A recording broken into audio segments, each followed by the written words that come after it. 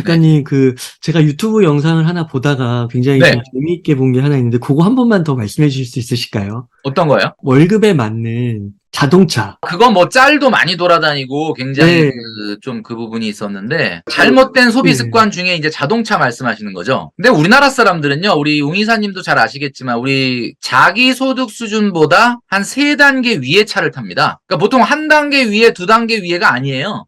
그냥 3단계 위의 차를 탄다라고 보시면 돼요. 이게 왜 그런가 제가 생각을 해보니까 차를 교통수단으로 생각을 안 해요.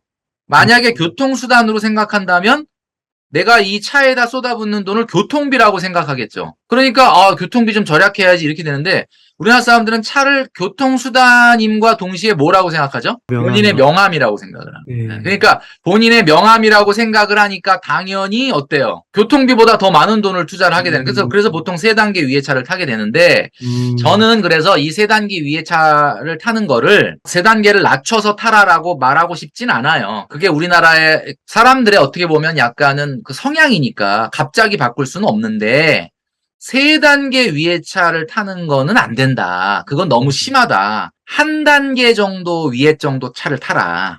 그래서 제가 말씀드린 게 뭐냐면 차는 교통수단입니다. 이걸 다시 한번 깨닫고 자, 그러면 어떻게 해야 되냐면 본인 월급에 음, 최대 5개월치를 넘는 차를 타면 안 돼요. 자, 왜 그런지 말씀드릴게요. 제가 네. 월급이 만약에 300만 원이야. 그러면 300만 원에 5개월치 월급이면 얼마죠? 1,500. 1,500. 음, 1,500만 원짜리 차가 있나요? 뭐 있기는 있죠. 뭐 경차나 뭐 중고차로 해서. 자, 보통 우리는 차량 가액의 1% 정도의 월 유지비가 들어간다고 합니다. 1,500만 원 정도를 차다 그러면은 최소한 15, 20만 원 정도의 유지비는 무조건 들어간다는 거잖아요. 음, 그러면 자기 소득의 몇 퍼센트 정도가 되는 거냐면 5에서 7% 이상의 교통비를 쓰면 안 되거든요. 그럼 그걸 맞추려면 자기 소득의 5개월치 이상 되는 차를 사지 말아라. 그 얘기를 하는 거예요. 그러니까 사실은 이렇게 따진다 그러면 우리가 BMW 3 음, 시리즈 외제차로 입문하는데 가장 입문 모델이 BMW 3 시리즈 아닙니까? 그죠? 이 BMW 3 시리즈가 보통 한 5천만 원에서 한 7천만 원 사이, 뭐 옵션을 조금 넣으면 한 6천만 원 정도 된다고 하더라고요. 자, 네. 그렇다면은 그 정도의 차를 우리가 탈 수 있으려면 음, 소득이 얼마 정도가 돼야 되냐? 음, 사실은 소득이 700만 원 이상 돼야 됩니다. 중고로 차를 뽑는다고 하더라도. 음, 그래서 일단 기본적으로 봤을 때는 차는 본인 소득의 5% 이내의 유지비가 나오는 차를 타라라고 지금 말씀드리는 건데 제가 지금 말씀드리는 게 너무 비현실적으로 느껴지실 거예요. 이게 이렇게 타는 분이 거의 없어요. 근데 이게 사실은 원래 맞는 단계의 차다. 그러니까 사실 제가 아까 얘기했잖아요. 3단계 위의 차를 탄다라고 했는데 뭐 제 책에도 요번에 소개한 것 중에 하나는 월급이 300인데 벤츠를 뽑았거든요. 그래서 그냥 한 달에 거의 뭐 100만 원 넘게 120만 원 가까이를 그냥 비용으로 이렇게 내고 있는 분이 있었는데 차량이라고 하는 부분에 대해서는 우리가 이제 생각하기에 사람마다 기준이 다 다르긴 한데 제가 머니 트레이너로서 여러분들한테 말씀드린다라고 한다면 본인의 소득의 5개월치 이상 되는 차를 절대 타지 말아라. 이런 음, 말씀을 드리고 싶고요. 결정적으로 여러분들이 청약 있잖아요. 청약이 당첨이 돼서 마지막에 계약금 내고 중도금 대출로 내고 그다음에 마지막에 잔금 치를 때 은행에서 잔금 대출을 받아야 되는데 이때 보는 게 DSR이에요. 근데 DSR에 차량 할부 금액이 포함되거든요. 그러니까 본인 소득보다 너무 위의 차를 타게 되면 청약해서 내 집 마련할 때도 문제가 될 수 있다. 이 부분을 좀 말씀드리고 싶은 거죠. 작가님 한 가지 궁금한 게, 아까 소득의 5개월치를 넘지 말라고 하셨잖아요. 네네. 그러면 월 소득이 만약에 700이면 음. 3,500만 원을 넘으면 안 되는 건가요? 네, 원래는 그런데 어, 보통은 그거보단 다 위에 단계를 타니까 기준은 어, 제가 그렇게 드리지만 보통 그런 정도 된다 그러면 BMW 타죠. 700만 원 정도 아, 버시면. 그러니까 네, 그것까지는 좀 익스큐즈가 되는데 네, 뭐 예를 들면 막 3단계 위에 차를 탄다. 월 소득 700인데 막 지바겐을 탄다. 어, 이러면 지바겐이 차값이 제가 정확하게 얼마인지 모르는데 하여튼 뭐 새 차 기준으로 보면 한 거의 1억 5천 되죠? 저, 그런 거를 타면 안 된다. 뭐 그런 이야기를 드리는 거죠. 혹시 그 단계별로 그게 얼마인지 그런 것도 있나요? 그거는 뭐 예를 들면 이런 거죠. 뭐 그냥 어떤 딱 기준점은 있는 건 아닌데 네. 뭐 소득이 한 2천만 원 번다 그럼 지박엔 이상 뭐 타셔도 된다 뭐 이런 얘기를 했던 거고, 소득이 한 1,000만 원 정도 넘는다라고 한다면은 벤츠 E클래스 이상 타셔도 된다. 700만 원 정도 소득이 된다 그러면 제네시스 같은 거 타셔도 된다. 소득이 500만 원 넘는다 그러면 뭐 K7, K5 정도 타셔도 된다. 그런 얘기 했던 거고, 월급이 300만 원밖에 안 되는데요 못 탈까요? 그러면 이제 제가 그분한테는 BMW를 이용해라. 월급 300은 BMW. 걸어 다니라는 거죠. 예, BMW. 그러니까 버스하고 메트로하고 그 다음에 워킹 이걸 해라라고 말씀드렸던 거죠. 그렇게 해서 뭐 3년이든 5년이든 1억 만드는 걸 목표로 돈을 모으는 거, 그렇죠. 습관 들이기. 네. 그렇게. 그 작가님 역시 굉장히 구체적이고요. 네.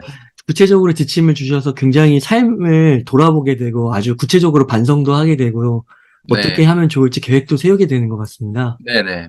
그 다음으로 넘어가서 작가님 책에서 그 내 집 없이는 재테크도 없다라고 말씀해 주셨어요. 네. 그만큼 내 집 마련에 있어서 재테크가 굉장히 중요하다고 생각이 네. 되었는데요. 이 네. 내 집 마련 계획은 좀 어떻게 잡으면 좋을까요? 뭐 일단 지금 시류적인 분위기에서 말씀을 좀 드리자면, 뭐 우리 직장 생활 하시는 분들, 지금 애청하시는 구독자 여러분들도 잘 아시겠지만 뭐 내 집 마련이라는 것 자체가 중요하다는 건 누구나 다 알고 있잖아요. 왜냐하면은 의식주가 우리의 삶에 굉장히 중요한데, 입는 거 먹는 거 그 다음이 여기서 주는 주식이 아니지 않습니까? 네.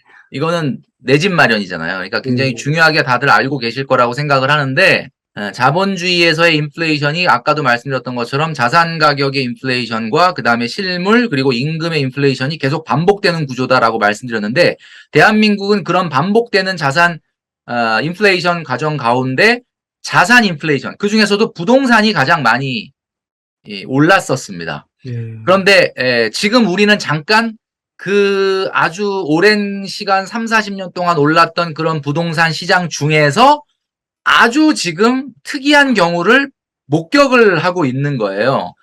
물론 이 3, 40년 동안에 집값이 한 번도 떨어진 적이 없냐? 그거는 아닙니다. 뭐 IMF 때도 집값이 거의 한 25% 정도 빠졌고, 그리고 금융위기 때도, 그리고 2011년, 12년에도 약간 집값이 하락했던 적이 있었어요. 그렇기 때문에 뭐 우리가 전반적으로 집값의 역사, 집값의 우상향하는 역사상 한 번도 집값이 떨어진 적이 없었던 거는 아니지만, 지금과 같은 상황은 저도 처음인 것 같아요. 그러니까 왜 그러냐면 금리를 너무 급격하게 빠르게 올리다 보니까 지금 집값이 조금 하락하고 있잖아요. 그러면 이제 우리 구독자 여러분들 잘 들으시면 좋을 게, 지금은 상당히 무주택자한테는 너무나 좋은 시장이 펼쳐지는 거 아니겠습니까? 물론 최근에 영끌을 해서 사신 분들은 좀 진짜 요즘 마음이 좀 답답하고 밤에 잠이 안 오고 막 이자도 오르는 데다가 집값은 떨어진다 그러니까 불안한 마음이 있으시긴 하겠는데, 어쨌든 무주택 가구, 우리나라 약 820만 가구 정도 되는 무주택 가구의 입장에서는 어쨌든 꽃놀이패가 펼쳐지고 있는 거예요.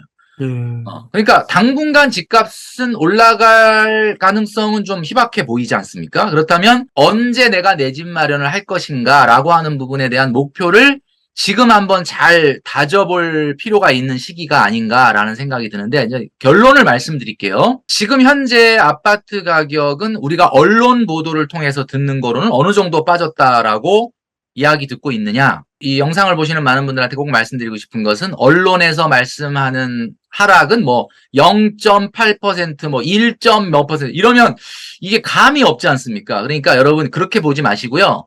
국토교통부 실거래가 앱을 깔고 그 안에 여러분들이 관심을 갖는 한 10개 지역의 아파트들을 관심단지로 등록을 해놓으세요. 그러면 모바일에서 국토교통부 실거래가 앱을 가지고 이 정보를 호갱노노든 네이버 부동산이든 갖다 쓰는 거거든요. 실거래가 앱을 여기다가 깔고 수시로 실거래가를 한번 조회를 해보시면은, 지금 초고가 아파트는 그렇게까지는 가격 변동이 없는 것 같고요. 아직까지는 무풍지대. 그리고 아주 초저가 아파트도 지금은 그렇게 가격이 빠지는 거는 없는 것 같고요.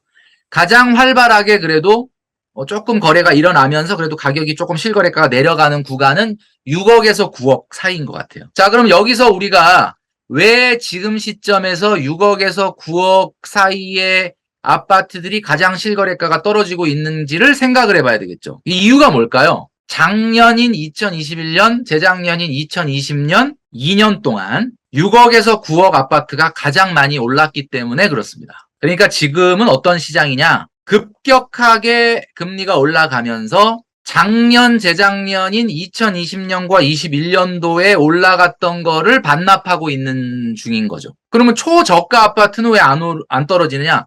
올라간 게 없어요. 2020년, 21년도에 아주 초저가 아파트는 별로 올라간 게 없어요. 그리고 초고가 아파트도 2020년, 21년도는 상대적으로는 9억 미만 아파트보다는 올라간 게 없어요. 그러다 보니까 덜 빠지고 있는 건데, 시간이 지나서 지금 연준이 오늘 발표된 소비자 물가 지수는 뭐 다소 9.1% 전월보단 조금 낮아지긴 했으나 그래도 여전히 0.5% 이상 내지는 0.75 정도의 뭐 빅스텝, 자이언트 스텝을 한 번 정도는 9월에 더 가져갈 거다라는 이야기가 흘러나올 정도로 인플레이션 문제를 심각하게 보고 있기 때문에 연말에는 3.5%까지 올릴 것이다라는 예측이 있거든요. 자, 이런 거를 놓고 봤을 때는 우리나라도 아무리 못 가도 금리를 뭐 미국보다 더 위에 가기는 어렵겠지만 최소한 같은 수준으로 유지를 해야 된다라는 차원에서 본다면 아파트는 좀 더 빠질 것으로 예상이 됩니다. 그렇다면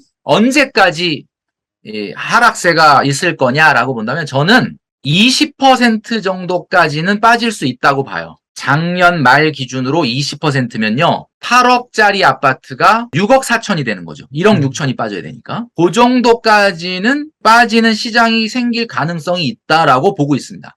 그런데 그거보다는 더 빠지지 않을 거라고 전 생각을 해요. 이제 물론 이거는 1년 후 이상을 예측하는 거라 그 사이에 금리의 상황이나 경기 변동의 상황이나 경기가 진짜 침체로 갈 건지 아니면 이 침체가 그냥 침체에서 머물지 아니면 위기로 전이될지 뭐 이런 거에 따라 변수가 달라질 수는 있는데 제 생각은 20% 이하로 더 빠지기는 좀 어렵다고 봅니다. 왜 그러냐면 2020년 시작하기 전까지 2019년도에 우리나라의 주택 구입 부담 지수가 160 정도가 됐는데 지금 207입니다. 굉장히 많이 주택 구입 부담 지수가 올라갔는데 이 주택 구입 부담 지수라는 거는 보통 중간 소득자가 중간에 집을 사는데 자신의 소득의 몇 %를 원리금으로 내야 되느냐 요거를 가지고 만드는 지수인데 2019년 말이 한 160 정도 되니까 지금 상황에서의 207이라고 하는 것은 현실적으로 조금 사실 사람이 집을 살 수 있는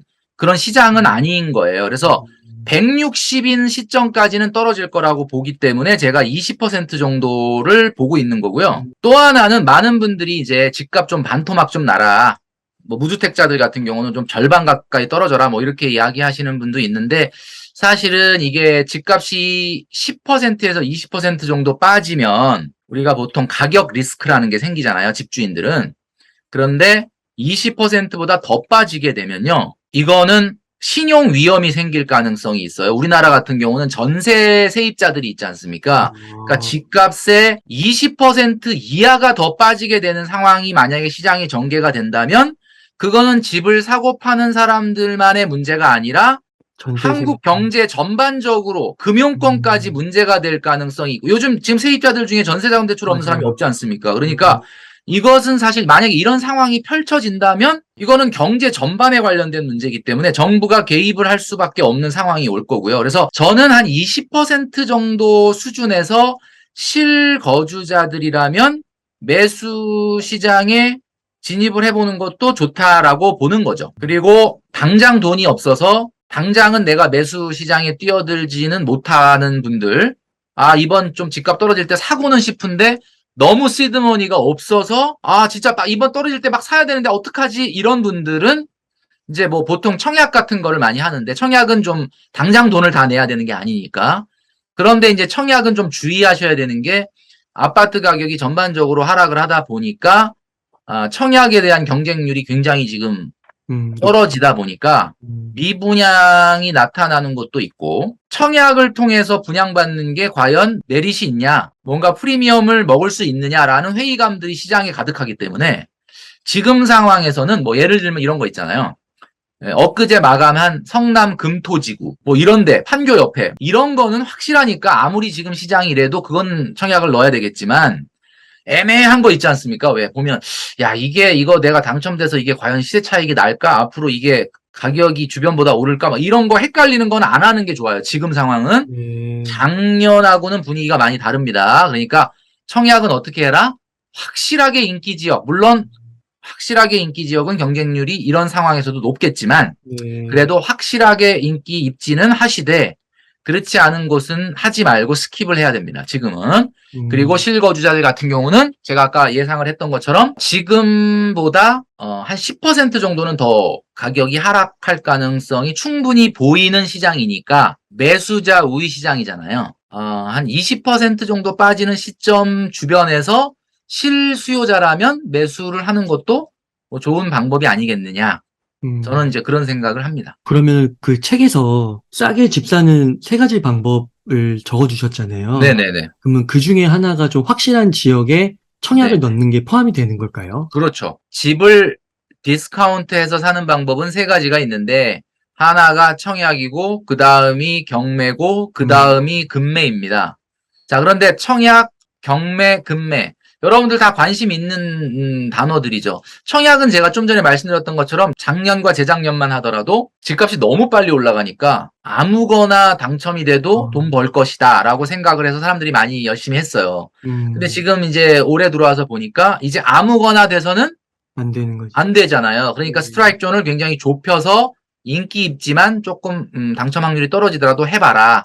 나머지는 좀 스킵해라 이런 말씀드렸고 경매는 뭐 제가 경매 전문가가 아니라서 그것까지는 제가 뭐 정확하게 말하기는 어렵지만 아파트 같은 경우는 경매라 하더라도 막 반값에 사거나 그런 거는 아니거든요. 네. 아파트라는 물건 자체는 뭐 경매를 통해서 낙찰을 받는다 하더라도 뭐 세입자도 내보내야 되고 권리 분석 이후에 인수해야 되는 채권들도 있기 때문에 실제로는 뭐 시장에서 뭐 10% 20% 정도 싸게 사는 정도밖에 안 된다라는 이야기를 하시는데 우리 일반 직장인들이 경매를 쫓아다니면서 시세보다 싸게 낙찰받는 거가 가능하냐? 뭐 불가능한 건 아니죠. 그런데 드리는 노력이라든지 또 이런 걸 봤을 때는 사실 이거 접근이 그렇게 아주 원활하고 쉬운 시장은 아니니까 이런 부분을 또 봐야 될 것 같고 금매는 솔직히 싸게 사는 거긴 한데 우리 시청하시는 많은 구독자분들한테 금매로 사세요라고 말을 하고 싶긴 한데 금매라는 이야기는 돈이 있다는 얘기잖아요.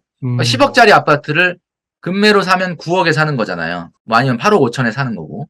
그러니까 이거는 뭐 사실 어느 정도 시드머니가 있는 분들이다 보니까 사실 뭐 이걸 딱 얘기하기는 좀 그렇긴 한데 한 가지 팁을 드리자면 금매로 사기가 좋은 시장이 지금 시장이에요. 네. 왜냐하면 지금은 중개업소에 가서 나 집 보러 왔는데 작년까지 5억 5천에 거래되던 집인데 4억 5천에 주시오 이렇게 얘기하면은 당연히 중개사분은 요즘 많이 떨어지긴 했지만 5억 5천까지 거래되던 거기 때문에 지금 5억이면 몰라도 4억 5천은 안 됩니다 이렇게 얘기하시거든요. 네. 그때 5억에 사는 게 아니라 계속 밀당을 해야 된다는 거죠. 왜? 지금은 매수자 우위 시장이기 때문에 밀당이 통합니다. 그러니까 지금은 통해요. 그러니까 여러분 5억 5천 하던 게 5억 됐다고 막 덜커덕 가서 사지 마시고 5억 5천이었던 거를 5억 가격에 내놓은 거를 4억 5천까지 떨어뜨리기 위해서 좀 소위 말하는 그 매물을 좀 붙잡고 막 흔들어대는 과정이 좀 필요하다. 네. 그리고 이제 중개사분들 같은 경우는 아무래도 거래가 빨리 이루어지는 거가 가장 그 원하시는 바니까 나는 만약에 가격만 맞으면 바로 계약금 쏴주겠다. 그러니까 난 더 이상 가격만 맞으면 고민은 안 할 테니까 4억 5천짜리를 갖고 와라. 이렇게 내고를 하셔야 돼요. 근데 당연히 그렇게 하면은 지금 상황에서는 지금 좀 10% 빠졌는데 더는 안 됩니다. 라고 얘기하실 거예요, 아마. 그래도 급하게 생각하지 마시고 계속 사실은 밀당을 하셔야 되는 거죠. 그리고 금매가 어떤 경우에 나올 것 같으세요? 우리 웅이사님이 보시기에. 금매 아파트가 막 5억, 시세가 막 작년에 5억, 6억 하던 건데 막 5억 미만으로 나오는 금매는 언제 나올 것 같습니까? 금매가 나오는 거는요, 사실은 집주인한테 좋은 일은 아니죠, 사실은. 그분이 그렇게 급하게 팔고 싸게 자기가 샀던 가격보다 손해를 보고 판다는 거는 뭔가 그분한테 경제적인 뭐가 왔다는 거예요? 위기가 온 거죠. 위기가 왔다는 거. 그러니까 뭐 예를 들면 부도나 파산이나 뭐 이민. 그 다음에 이제 가장 그거 한 게 뭐냐면 상속이 생기면은 금매가 나옵니다. 그리고 이혼하게 되면은 금매가 나와요. 그렇기 때문에 이 매물을 잘 내고를 하시는 것이 좀 필요하다. 이렇게 말씀드릴 수 있을 것 같습니다. 그 밀당의 기술까지 알려주셔서 감사합니다. 정말 그게 좀 피곤한 과정일 수 있지만 그걸로 진짜 5천만 원이라도 아끼면 연봉을 그럼요. 버는 그거는 건데. 피곤한 과정이 아니라 여러분 꼭 3, 4개월을 붙잡고 계속 밀당을 하셔야 돼요. 예. 네. 쉽게 그냥 넘어가면 안 됩니다. 지금까지 너무 유익한 통찰 많이 나누셔서 감사드리고 혹시 끝으로 네. 하고 싶으신 말씀이나 강조하고 싶으신 말씀 있으시다면 좀 네네. 지금 시기는 여러분, 위기라고 합니다. 많은 분들이 위기의 상황 속에서, 어떻게 보면 직장 생활 하시는 분들도 마찬가지고, 자영업 하시는 분들도 마찬가지인데, 여러분, 위기가 주는 유익이 하나 있습니다. 혹시 그게 뭔지 아십니까? 위기 그러면은 다 피하고 싶죠? 그런데 위기가 주는 유익 하나가 있습니다. 그게 바로 뭐냐면, 위기가 생기면요, 그동안에 묻혀있던 진실이 드러난다는 겁니다. 네. 위기가 오면 진짜 친구가 누군지 알게 되죠. 위기가 오면 정말 소중한 것이 무엇인지를 알게 됩니다, 여러분. 자, 위기가 오고 나니까 그동안에 내가 허망하게 그 성장주 올라가는 거에 대해서 막 이렇게 쫓고, 막 코인 올라가는 거에서 막 쫓고, 뭔가 인스턴트로 재테크하고, 시간은 압축하고, 금방 돈을 많이 벌고 싶어 했던 내 생각들이 좀 많이 무너지는 걸 느끼시죠? 네. 정말 중요한 것은 한 땀 한 땀 흘려 일해서 번 돈을 모으고 불려서 여러분들이 그 자산을 키워가는 나름대로의 시간과 노력이 반드시 필요하다는 겁니다. 그래서 제가 우리 사회초년생들에게 아까 처음에 말씀드렸을 때 250을 벌지만 1억이라고 하는 저축을 꿈꿔보자. 1년, 2년, 3년은 물론 안 되겠지만 5년에 157만 원이라도 저축을 해서 5년 후에 나는 이 1억을 만들겠다라고 하는 그 꿈을 한번 키워보자라는 말씀을 아까 드렸던 겁니다. 그래서 여러분 위기가 주는 유익이 뭐라고요? 진실이 드러난다. 그러니까 여러분 지금의 시기는 우리만 힘든 게 아니지 않습니까? 사회의 모든 구성원들이 다 힘든 시기니까 아까 제가 말씀드렸던 것처럼 우리가 앞에 닥쳐있는 이 위기는 신발끈도 좀 고쳐매고 허리띠도 조금 졸라매고 이겨내는 그런 시간이 됐으면 좋겠습니다. 여러분 다 화이팅 하시기 바랍니다. 그러니까 이게 작가님 그러니까 이게 짠테크 이러면은 재작년까지만 해도 투자 수익률이 너무 좋다 보니까 네네. 무슨 짠테크냐, 무슨 저축이냐 이런 말을 무슨 많이 했던 mom테크냐 이러면서 mom테크냐 이런 말을 많이 했던 것 같은데 네. 진짜 말씀하신 대로 위기의 순간이 다가오고 진실이 드러나니까 정말 중요한 것들이 무엇인지를 다시 한번 점검해 보게 되면서 네. 이 짠테크라는 용어를 오늘 정말 새롭게 다시 한번 각인하는 네, 그런 네. 시간이 아니었나 싶습니다. 이렇게 해서 오늘은 짠테크, 내일은 플렉스의 저자이신 김경필 작가님을 모시고 이야기를 나눠봤습니다. 긴 시간 동안 유익한 인사이트 많이 나눠주셔서 감사의 말씀 드립니다. 오늘 네, 감사합니다. 고생 많으셨습니다. 네. 감사합니다.